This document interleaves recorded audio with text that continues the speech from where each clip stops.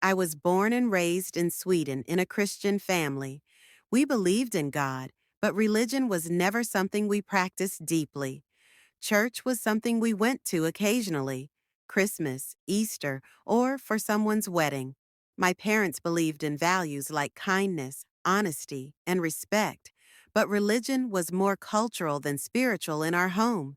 Even as a child, I had a natural sense of connection to God. I would sometimes lie awake at night just talking to him in my own way, asking questions, asking for help. I didn't understand theology, but I knew that there was a creator. That belief was always there. Growing up, I never thought much about Islam. To me, it was something foreign, something that belonged to other people in other countries. In school, we learned about world religions in a very basic way, just facts and summaries. But Islam was never explained in depth, and what I saw in the media was mostly negative. It was often linked to conflict, violence, or oppression. That's the image that was presented, and unfortunately, I believed it for a while. But something inside me always questioned the way Islam was portrayed. It didn't make sense to me that over 1 billion people could follow a religion that was so dark and violent as the media made it seem.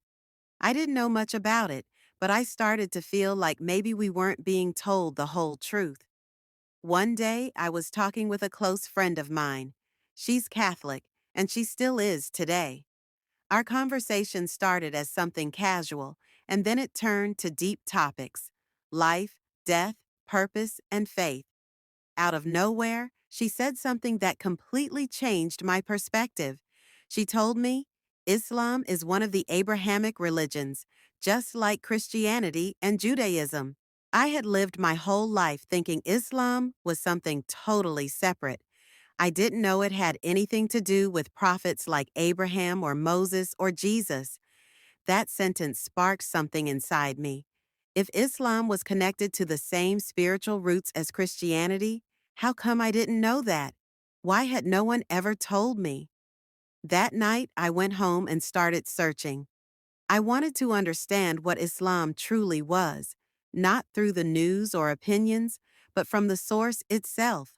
I found a Swedish translation of the Quran online and started reading. At first, I was just curious, but as I read, something strange and beautiful started happening. The verses weren't just words on a page, they were speaking to my heart. There was a rhythm to the Quran that I had never experienced before. It felt alive. I couldn't stop reading. Every day, every night, I would read more, and within 2 or 3 weeks, I had finished the whole Quran.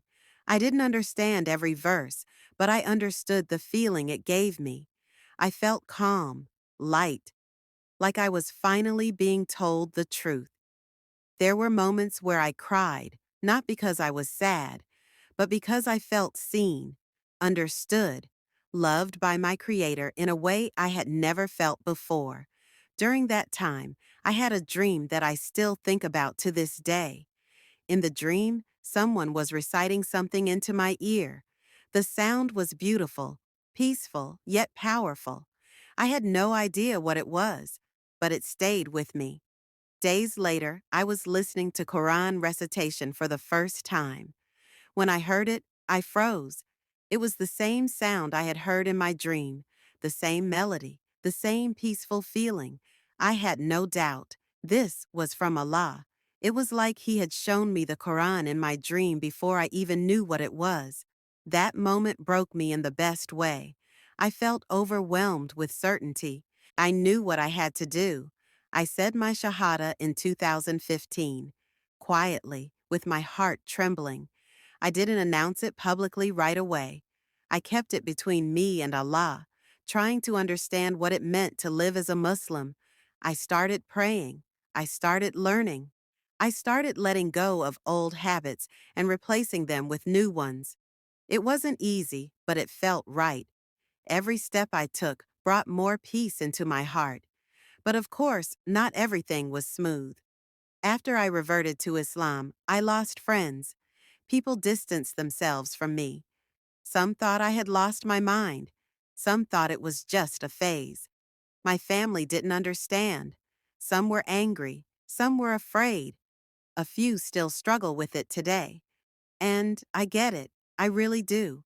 For them, it came out of nowhere. One day I was Camilla, their Swedish Christian daughter, and then I was wearing a hijab, talking about fasting and praying 5 times a day. It was a shock. But with time, they saw that I hadn't changed in a bad way. I had become more peaceful, more patient, more focused. Some started asking questions, others kept their distance, and that's okay. I'm not here to force anyone to understand me. I'm just here to live my truth. Today, it's been almost 9 years since I became a Muslim. I've had ups and downs. I've had moments of doubt, moments of struggle, moments of deep joy. But never, not once, have I regretted my decision. Islam gave me everything I was missing: a purpose, a connection to God, a way of life that makes sense to my soul. I look back at my old self, the girl who felt something was missing, who questioned the world, who used to cry at night wondering what her purpose was, and I just want to hug her and say, "You were never lost. You were being led." Allah guided me to Islam, and I pray that He continues to guide me every day.